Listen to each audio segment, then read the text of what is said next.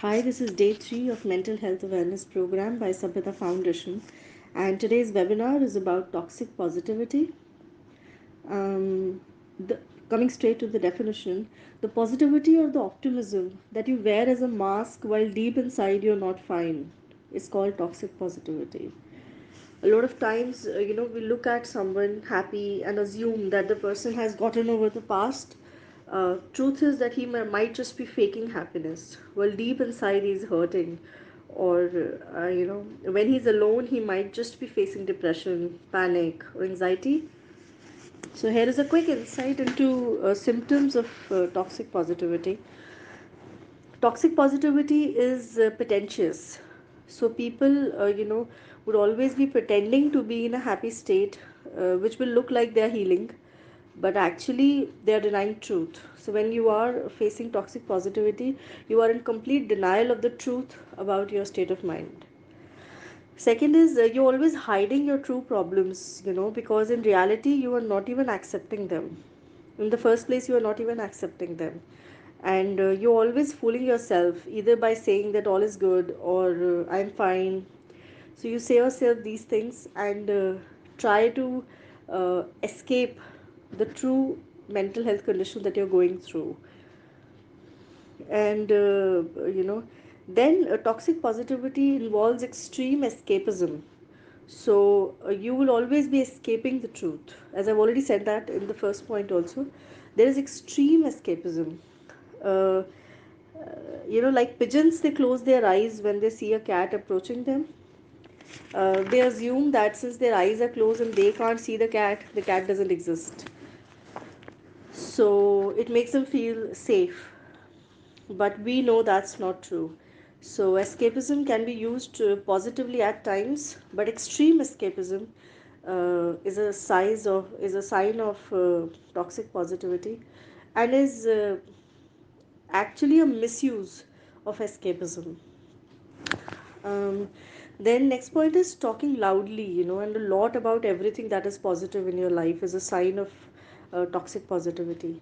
One thing is affirmation. Now, affirmation is saying an affirmation every morning that I am blessed is a healing technique. But loudly saying the same thing in front of the world is a trait of toxic positivity. So, saying your positivity is loud and in front of groups is toxic positivity. Then such people are ignorant to problems of others, because they think that their life and positivity will be hurt by negativity of someone else's problems. So they are ignorant. So toxic positivity makes you ignorant and unempathetic towards others. Then they are polarized into taking things as either only good or only bad. So toxic positivity doesn't let you agree with the terms of balancing things. Then toxic positivity makes a person give extreme reactions of happiness and grief as well. So however small the occasion might be, or however minuscule the change of life might be, they would give extreme reactions.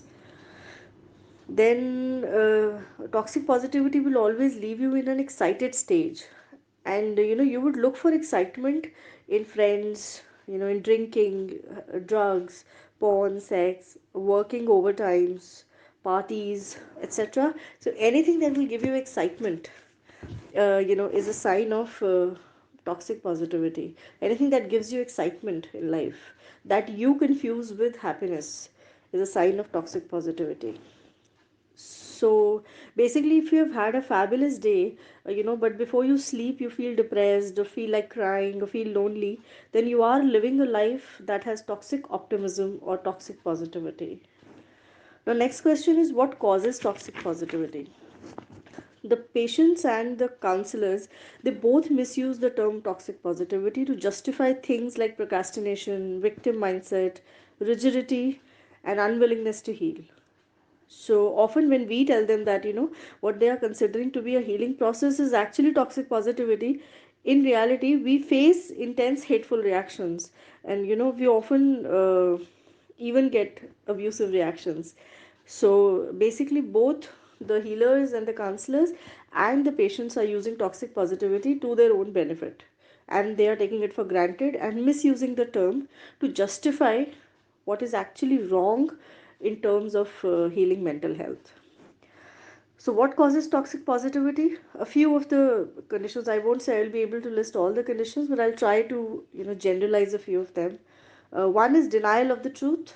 So, if you deny truth or reality of negativity within you, you would always chase excitement outside, which would by the end leave you mentally exhausted and depressed, or more depressed if you are already in depression. Then lack of satisfaction in what you have, just because of constant comparisons induces negativity, which forces you to be in the same groups that you compare yourself with, thus leaving you in a vicious circle of rat racing. So every time you look at those people, you feel a sense of identity crisis, due to which you always doubt your own achievements, performances, efforts, looks, and even families and friends. So lack of satisfaction due to constant comparison. The next is resisting change in life leads to toxic positivity. I will explain this with an example. If you have had several unstable relationships and at the end you exit out of them blaming your partners instead of considering your own flaws, chances are you will either land up alone in life or in chronicles of breakups, because it would be easier for you to escape than look within for the need to change behavior.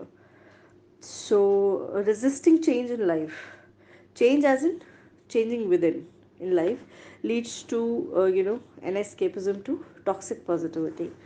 Wrong guides. If your counselors are the guides, when you go with your problems to healers or guides or counselors, what they tell you is very important.